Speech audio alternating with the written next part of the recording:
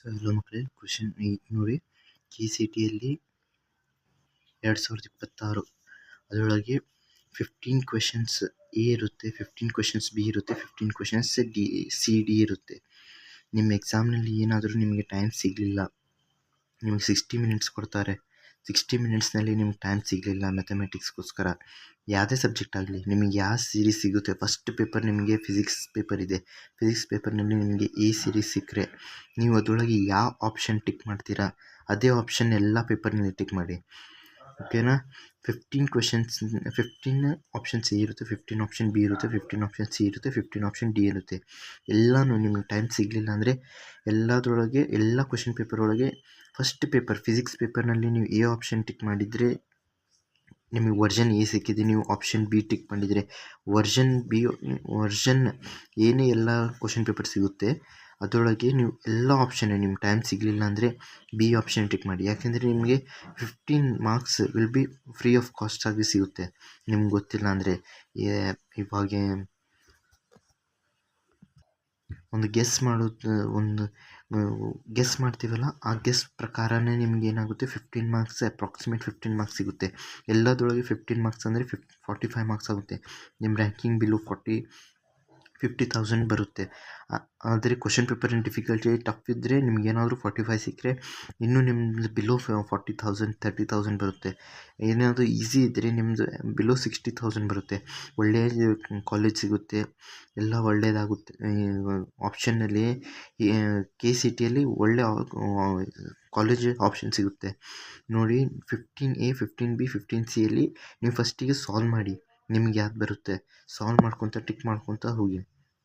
ಲಾಸ್ಟಿಗೆ ಒಂದು 15 minutes 20 minutes ಇದ್ದಾಗ ನಿಮಗೆ ಒಂದು ಬೆಲ್ ಹೊಡಿತಾರೆ. ಬೆಲ್ ಹೊಡೆದಾಗ 10 ಮಿನಿಟ್ಸ್ ಇದ್ದಾಗ ಬೆಲ್ ಹೊಡಿತಾರೆ. 10 ಮಿನಿಟ್ಸ್ ಮುಂಚೆ ಬೆಲ್ ಹೊಡೆದ ನಂತರ ನೀವು ಯಾವ ಆಪ್ಷನ್ ನಿಮಗೆ ಸೂಟೇಬಲ್ ಅನಿಸುತ್ತೆ ಆ ಆಪ್ಷನ್ ಎಲ್ಲ ಪೇಪರ್ನಲ್ಲಿ ಸೇಮ್ ಅದನ್ನು ರೌಂಡ್ ಆಫ್ ಮಾಡಿಬಿಡಿ, ಅದನ್ನು ಟಿಕ್ ಮಾಡಿದ ನಂತರ ಅದರೊಳಗೆ ಇನ್ಸ್ಟ್ರಕ್ಷನ್ ಇರುತ್ತೆ. ಎಲ್ಲ ಕರೆಕ್ಟಾಗಿ ಓದಿ, ಎಲ್ಲ ಪ್ರೆಷರಲ್ಲಿ ಏನು ಮ್ಯಾಥಮೆಟಿಕ್ಸ್ ಮಾಡಬೇಡಿ. ಮ್ಯಾಥಮೆಟಿಕ್ಸ್ನಲ್ಲಿ ಫಸ್ಟಿಗೆ ನಿಮಗೆ ಡಿಫಿಕಲ್ಟ್ ಕಂಡ್ರೆ ನೀವು ಲಾಸ್ಟ್ ಪೇಜಿಂದ ಸ್ಟಾರ್ಟ್ ಮಾಡಿ. ಫಸ್ಟ್ ಪೇಜ್ನಲ್ಲಿ ಡಿಫಿಕಲ್ಟ್ ಕಂಡ್ರೆ ಲಾಸ್ಟ್ ಪೇಪರಿಂದ ಸ್ಟಾರ್ಟ್ ಮಾಡಿ. ಲಾಸ್ಟ್ನಲ್ಲಿ ಡಿಫಿಕಲ್ಟ್ ಇದ್ದರೆ 60 ಕ್ವೆಶನ್ಸ್ನಲ್ಲಿ ಫಸ್ಟ್ ಕ್ವೆಶನ್ ನೋಡಿ. ನೀವು ಫಸ್ಟ್ ಪೇಜ್ ತಗೊಂಡ ನಂತರ ಫಸ್ಟಿಗೆ ಈಸಿ ಅನಿಸಿದರೆ ಫಸ್ಟಿಂದ ಸ್ಟಾರ್ಟ್ ಮಾಡಿ. ಇಲ್ಲಾಂದರೆ ಡಿಫಿಕಲ್ಟ್ ಅನಿಸಿದರೆ ಲಾಸ್ಟ್ ಪೇಜಿಂದ ಸ್ಟಾರ್ಟ್ ಮಾಡಿ. ಲಾಸ್ಟ್ ಪೇಜು ಡಿಫಿಕಲ್ಟ್ ಅನಿಸಿದರೆ 30, 31, 32 ಆ ಕ್ವೆಶನ್ ಇರುತ್ತೆಲ್ಲ ಆ ಕ್ವೆಶನಿಂದ ಸ್ಟಾರ್ಟ್ ಮಾಡಿ. ನೋಡಿ, ನಿಮ್ಮದು ಕಾನ್ಫಿಡೆನ್ಸ್ ಲೆವೆಲ್ ಬೂಸ್ಟ್ ಆಗಬೇಕು. ಫಸ್ಟಿಗೆ ಕ್ವೆಶನ್ ಈಸಿ ಇದ್ದರೆ ನಿಮಗೆ ಕಾನ್ಫಿಡೆನ್ಸ್ ಬೂಸ್ಟ್ ಆಗಿ ನಿಮಗೆ ಒಳ್ಳೆಯ ಒಂದು ಭರವಸೆ ಇರುತ್ತೆ, ಒಂದು ಫೇತ್ ಇರುತ್ತೆ. ಆದರೆ ನೀವು ಏನಾದರೂ ಫಸ್ಟಿಗೆ ನೀವು ಕಾನ್ಫಿಡೆನ್ಸ್ ಬಿದ್ದು ಹೋದರೆ ನಿಮಗೆ ನಿಮ್ಮ ರ್ಯಾಂಕಿಂಗು ಕೆಳಗೆ ಹೋಗುತ್ತೆ, ಮಾರ್ಕ್ಸು ಕೆಳಗೆ ಹೋಗುತ್ತೆ. ನೀವು KCT ಬೋರ್ಡ್ಸ್ನಲ್ಲಿ 90 ಅಬೌವ್ ತೆಗೆದಿದ್ದರೆ ಇದರೊಳಗೆ ಅಬೌವ್ 45 to 50 ಮಾರ್ಕ್ಸ್ ತೆಗೆದ್ರೆ ನಿಮಗೆ ಒಳ್ಳೆ ರ್ಯಾಂಕಿಂಗ್ ಸಿಗುತ್ತೆ. ಒಳ್ಳೆ ರ್ಯಾಂಕಿಂಗ್ ಅಂದರೆ ಬಿಲೋ 60,000 ಬಿಲೋ 50,000 ಅದಕ್ಕಿಂತ ಕಡಿಮೆ ರ್ಯಾಂಕಿಂಗ್ ಸಿಗುತ್ತೆ. ನಿಮ್ಮ ರ್ಯಾಂಕಿಂಗ್ ಒಳ್ಳೇದಂದರೆ ನೀವು ಬಿಲೋ 30,000 ತೆಗಿಬೇಕು. ನಿಮಗೆ ಒಳ್ಳೆ ಕಾಲೇಜ್ ಬೇಕಂದರೆ ಇನ್ನೂ 10,000 ಒಳಗೆ ತೆಗಿಬೇಕಾಗುತ್ತೆ. ಇನ್ವರ್ಸ್ ಟ್ರಿಗ್ನೋಮೆಟ್ರಿ, ಡಿಫ್ರೆನ್ಷಿಯಲ್ ಇಕ್ವೇಷನ್ಸ್ ಇವೆಲ್ಲ ಕ್ವೆಶನ್ಸ್ನ NCERT ಲೆವೆಲ್ ಕ್ವೆಶನ್ಸ್ ಮಾಡ್ಕೊಂಡು ಹೋಗಿ. ಆದರೆ ತುಂಬ ಇಂಪಾರ್ಟೆಂಟ್ ಕ್ವೆಶನ್ಸ್, ಯಾಕೆಂದರೆ ಅದರೊಳಗಿಂದ ಕ್ವೆಶನ್ಸ್ ಕೇಳೋದು. ಅದರೊಳಗೆ ಒಂದು ಸ್ವಲ್ಪ ವೇರಿಯೇಷನ್ ಮಾಡಿದರೆ ಅದು KCT ಲೆವೆಲ್ ಅಂದರೆ ನಿಮ್ಮದು ಟೈಮಿಂಗ್ ಮತ್ತು ಅಕ್ಯುರೇಸಿ ಕಾನ್ಸೆಪ್ಟ್ ಚೆಕ್ ಮಾಡ್ತಾರೆ. ಇವು ಇಂಪಾರ್ಟೆಂಟ್. ಇದರೊಳಗೆ ಟೈಮಿಂಗ್ ತುಂಬ ಇಂಪಾರ್ಟೆಂಟು. ನೀವು ಮ್ಯಾಥ್ಸ್ನಲ್ಲಿ ಯಾವಾಗಾದರೂ ನಿಮಗೆ ಫಸ್ಟಿಗೆ ಫಿಸಿಕ್ಸ್ ಕೆಮಿಸ್ಟ್ರಿಯಲ್ಲಿ ನಿಮಗೆ ಎಲ್ಲ ಬರ್ತಿರ್ಬೋದು, ನಿಮಗೆ ಈಸಿ ಅನ್ನಿಸ್ತಿರ್ಬೋದು. ಆದರೆ ಮ್ಯಾಥಮೆಟಿಕ್ಸ್ನಲ್ಲಿ ಟೈಮ್ ಕನ್ಸಂಪ್ಷನ್ ಇರುತ್ತೆ.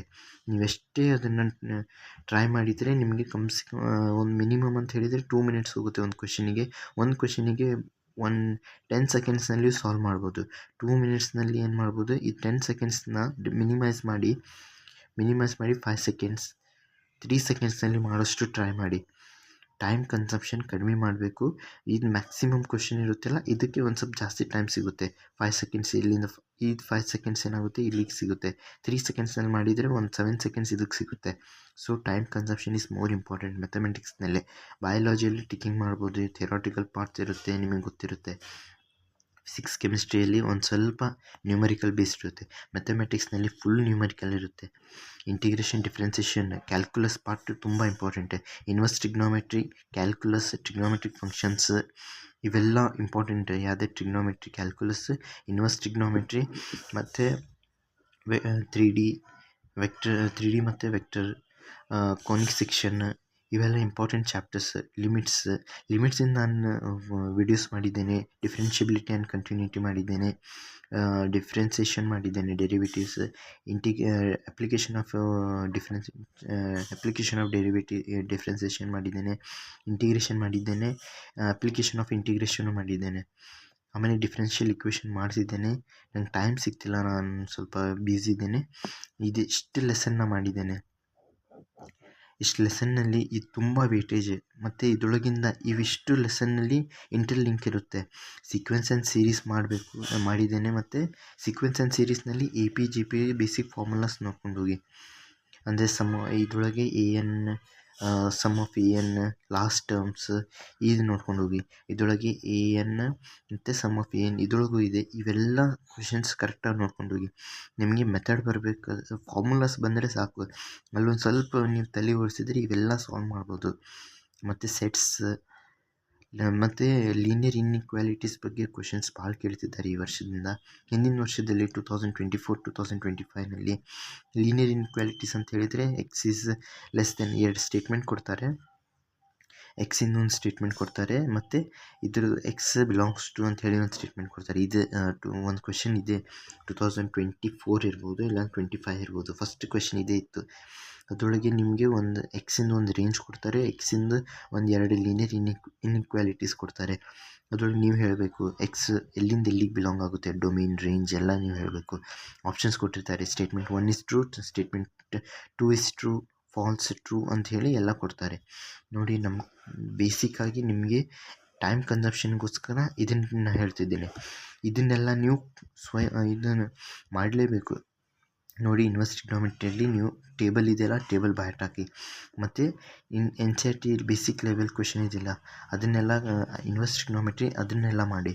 ಟ್ರಿಗ್ನೋಮೆಟ್ರಿಕ್ ಫಂಕ್ಷನ್ಸ್ನ ಎಲ್ಲ ಫಾರ್ಮುಲಾಸ್ ಎಲ್ಲ ಬೈ ಹಾರ್ಟ್ ಇರಬೇಕು. 10th, 11th, 12th. 11th trigonometry ಬರುತ್ತೆ. ಆಮೇಲೆ ಇನ್ವರ್ಸ್ ಟ್ರಿಗ್ನೋಮೆಟ್ರಿ ಕ್ವೆಶನ್ಸ್ ಬರುತ್ತೆ. ನಿಮ್ಗೆ ಏನಾದರೂ ಡೌಟ್ಸ್ ಇದ್ದರೆ ದಯವಿಟ್ಟು ಕಮೆಂಟ್ಸ್ ಮಾಡಿ. ನಾನು ವೇರಿಯಬಲ್ ಸಪ್ರೇಬಲ್ ಮೆಥಡ್ ಇವೆಲ್ಲ ಕ್ವೆಶನ್ಸ್ ಮಾಡ್ತಾ ಇರುತ್ತೇನೆ. ನೋಡ್ತೀನಿ, ಟೈಮ್ ಕನ್ಸಂಪ್ಷನ್ ಜಾಸ್ತಿ ಇದೆ. ಸೊ ದಯವಿಟ್ಟು ಇದನ್ನೆಲ್ಲ ಮಾಡಿ. ಮತ್ತು ಲೈಕ್ ಮತ್ತು ಸಬ್ಸ್ಕ್ರೈಬ್ ಮಾಡಿ. ನಾನು ಇದನ್ನು ಫ್ರೀ ಆಫ್ ಕಾಸ್ಟ್ ಮಾಡ್ತಿದ್ದೀನಿ. ಯೂಟ್ಯೂಬ್ನಲ್ಲಿ ನಿಮಗೆಲ್ಲೂ ಫ್ರೀಯಾಗಿ ಸಿಗೋದಿಲ್ಲ. ಫಸ್ಟ್ ಕ್ಲಾಸ್ ಇಸ್ ಫ್ರೀ, ಇಲ್ಲಾಂದರೆ ಪೇಯ್ಡ್ ಪ್ರೀಮಿಯಮ್ ಬ್ಯಾಚಸ್ ಅಂತ ಹೇಳಿ ಹಾಗೆ ಬರುತ್ತೆ. ಅದಕ್ಕೋಸ್ಕರ ನಾನು ಮಾಡ್ತಿದ್ದೀನಿ. ಇದರೊಳಗೆ ಏನಾದರೂ ನಿಮಗೆ ನೀವು ಎಲ್ಲ ಕಡೆ ನಿಮಗೆ ಕ್ವೆಶನ್ಸ್ ಕಡಿಮೆ ಆಗುತ್ತೆ. ಕಾನ್ಸೆಪ್ಟ್ ಹೇಳಿರ್ತಾರೆ, ಇಲ್ಲಾಂದರೆ ಕಾನ್ಸೆಪ್ಟ್ ಹೇಳಿರ್ತಾರೆ ಆದರೆ ಕ್ವೆಶನ್ಸ್ನಲ್ಲಿ ಟ್ರಿಕ್ಸ್ ಇರೋದಿಲ್ಲ. ಇವೆಲ್ಲ ಕಡಿಮೆ ಇರುತ್ತೆ. ನಾನು ತುಂಬ ಕಡಿಮೆ ಟೈಮ್ನಲ್ಲಿ ಅದನ್ನೆಲ್ಲ ಕವರ್ ಮಾಡೋಕ್ಕೆ ನೋಡಿದ್ದೀನಿ. ಇದು ತುಂಬ ಇಂಪಾರ್ಟೆಂಟ್ ಲೆಸನ್ಸ್. ಲಿಮಿಟ್ಸ್ನಲ್ಲಿ LH rule, differentiability and continuity, differentiation, application of derivatives, integration, application of integration, differential equations. ಇವಿಷ್ಟು ಲೆಸನ್ ಓದ್ಕೊಂಡು ಹೋಗಿರಿ. Conic section, sets, relation functions, inverse trigonometry ಇವೆರಡೂ ಇಂಪಾರ್ಟೆಂಟ್. ನಾನು ಇದ್ರ ಬಗ್ಗೆ ಮಾಡಿಲ್ಲ ಜಾಸ್ತಿ ವೀಡಿಯೋಸ್. ಇದನ್ನು ನೋಡ್ಕೊಂಡು ಹೋಗಿ. Relation functions and inverse trigonometry ತುಂಬ ಇಂಪಾರ್ಟೆಂಟ್. ಇನ್ವರ್ಸ್ ಟ್ರಿಗ್ನೋಮೆಟ್ರಿ ಇದರೊಳಗೆ ಇಂಟರ್ ರಿಲೇಟೆಡ್ ಇರುತ್ತೆ. ಇದನ್ನು ಮಾಡ್ಕೊಂಡು ಹೋಗಲೇಬೇಕು ನೀವು. ಮತ್ತು ಇದರೊಳಗೆ ಐತಲ್ಲ 1 ಆನ್ಟು ಫಂಕ್ಷನ್ಸ್, ಮತ್ತು ಇಕ್ವಿವೆಲೆನ್ಸ್, ಟ್ರಾನ್ಸಿಟಿವ್, ಸಿಮಿಟ್ರಿ ಇವೆಲ್ಲ ಓದ್ಕೊಂಡು ಹೋಗಿ. ರಿಲೇಷನ್ ಫಂಕ್ಷನ್ಸ್ನಲ್ಲಿ ಫಸ್ಟ್ PUCಯಲ್ಲಿ ಮಾಡ್ಯುಲಸ್ ಫಂಕ್ಷನ್ಸ್ ಇವೆಲ್ಲ ಗ್ರಾಫ್, ಡೊಮೇನ್, ರೇಂಜ್ ಎಲ್ಲ ಓದ್ಕೊಂಡು ಹೋಗಿರಿ 11th ಕ್ಲಾಸ್ನಲ್ಲಿ. ಮತ್ತು ಏನಾದರೂ ನಿಮಗೆ ಡೌಟ್ಸ್ ಇದ್ದರೆ ಕಮೆಂಟ್ ಮಾಡಿ, ನಾನು ವಿಡಿಯೋ ಮಾಡಿ ಹಾಕ್ತೀನಿ. Thanks for watching. ಲೈಕ್ ಮತ್ತು ಸಬ್ಸ್ಕ್ರೈಬ್ ಮಾಡಿ.